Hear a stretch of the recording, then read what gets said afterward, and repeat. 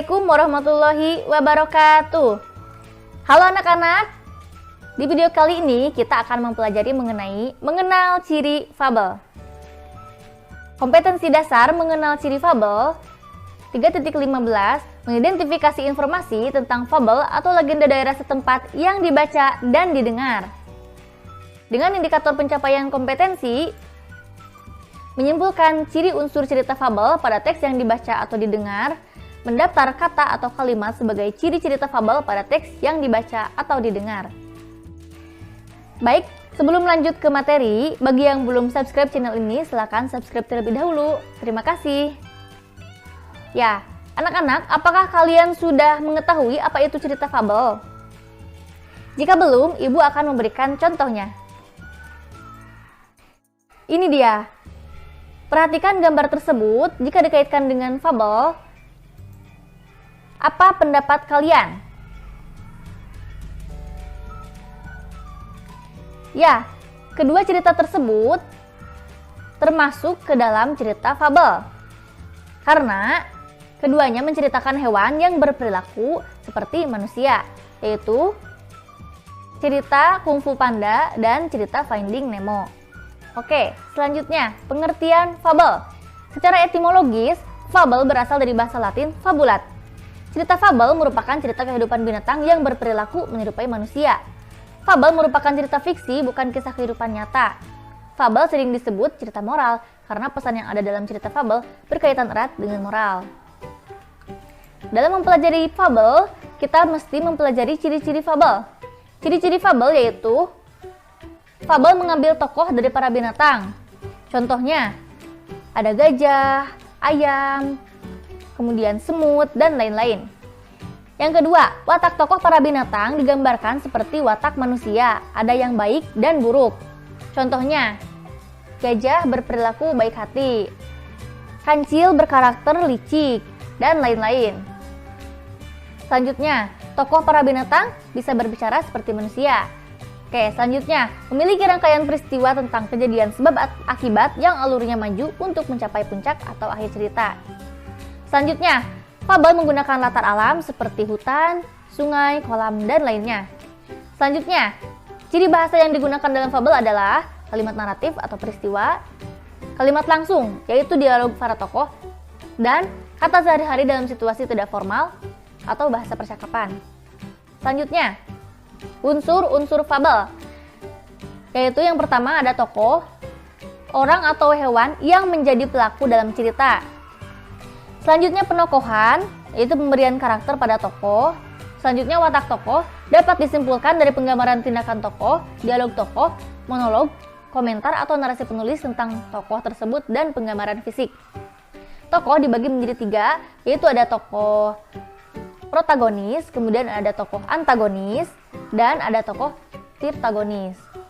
Oke, selanjutnya latar atau setting. Latar juga dibagi menjadi 3, ada latar tempat seperti di hutan, di kolam, di sungai, dan lain-lain. Kemudian ada latar waktu seperti siang itu, pada malam itu, dan lain-lain.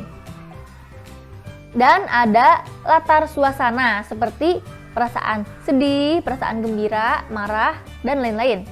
Oke, selanjutnya tema. Tema yaitu gagasan yang mendasari cerita.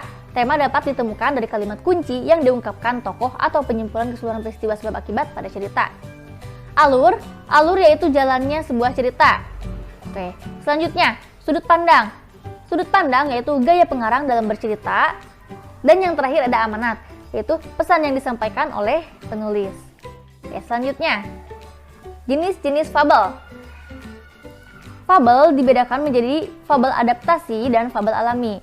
Fabel adaptasi yaitu fabel yang memberikan watak tokoh dengan mengubah watak aslinya pada dunia nyata dan menggunakan tempat-tempat lain sebagai latar. Misalnya, landak yang pemalu berulang tahun di rumah makan. Oke, selanjutnya fabel alami, yaitu menggunakan watak tokoh binatang seperti pada kondisi alam nyata, yaitu menggunakan alam sebagai latar tempat.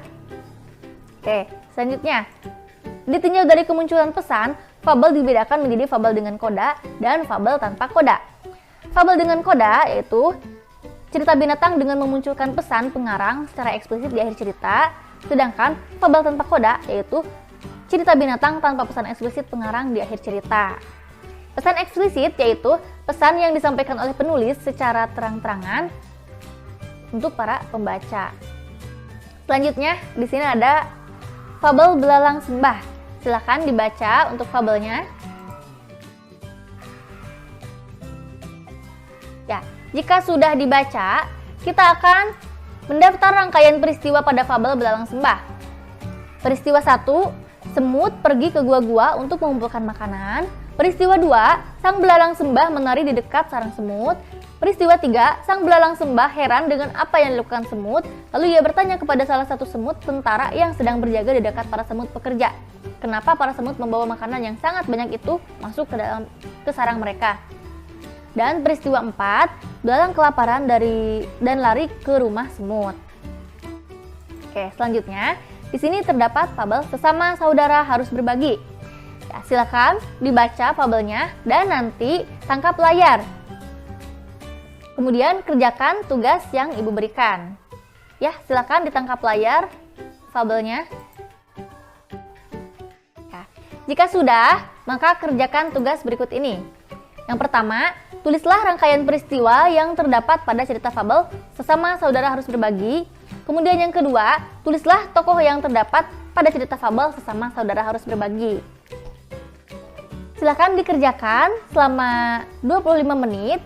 Kemudian, jika sudah, kalian kirimkan tugasnya kepada ibu. Terima kasih. Ya, sekian yang dapat ibu sampaikan pada pembelajaran kali ini. Sampai jumpa.